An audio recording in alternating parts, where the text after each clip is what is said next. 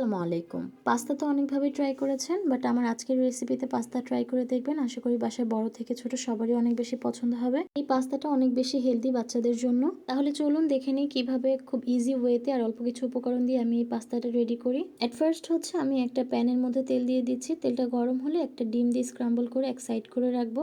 এরপর দিয়ে দিচ্ছি রসুন কুচি। একটু হালকা নাড়াচাড়া করে যখন স্মেলটা বের হয়ে আসবে তখন দিব পেঁয়াজ। পেঁয়াজটা যখন বাদামি হয়ে আসবে তখন আমি এখানে লবণ অ্যাড করব। আচ্ছা, লবণটা হচ্ছে আমি আমার টেস্ট অনুযায়ী দিয়েছি, আপনারা আপনাদের টেস্ট অনুযায়ী দিবেন। আর একটা কথা বলে রাখা ভালো, এখানে হচ্ছে প্রত্যেকটা সবজি আমি আমার পরিমাণ মতো দিয়েছি। আপনারা আপনাদের প্রয়োজন মতো বাড়িয়ে বা কমিয়ে দিতে পারেন।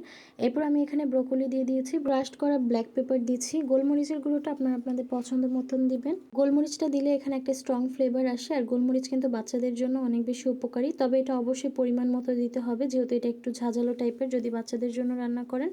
এরপর আমি এখানে মটরশুঁটি দিয়ে এটাকে কিছুক্ষণ ভালোভাবে নেড়েচেড়ে নিয়েছি। যখন অল্প একটু সেদ্ধ হয়ে আসবে তখন এখানে আমি আমার ঘরে বানিয়ে রাখা টমেটো কেচাপটা দিয়ে দিয়েছি। আপনারা চাইলে টমেটো সস ইউজ করতে পারেন অথবা কাঁচা টমেটোটাকেও টুকরো করে এখানে দিতে পারেন।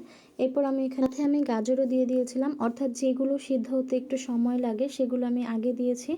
এরপর এখানে আমি ম্যাজিক মশলা দিয়েছি ম্যাগির, সেটা দিয়ে কিছুক্ষণ নেড়ে চেড়ে ক্যাপসিকাম দিয়েছিলাম। ক্যাপসিকামটা পরে দেওয়ার কারণ হচ্ছে ক্যাপসিকামটা খুব সহজেই হচ্ছে গিয়ে সেদ্ধ হয়ে যায়। আর এখানে আমি একটা ম্যাগির ম্যাজিক মশলা ইউজ করেছি 1 প্যাকেট। এরপর আগে থেকে সিদ্ধ করে রাখা পাস্তাটা দিয়ে একটু সয়া সস দিয়ে নিয়েছি। নামানোর আগে ভালোভাবে নেড়ে চেড়ে নিলে এই তো পাস্তা রেডি। বাসায় একবার হলেও এই পাস্তাটা ট্রাই করবেন, আশা করি অনেক বেশি ভালো লাগবে।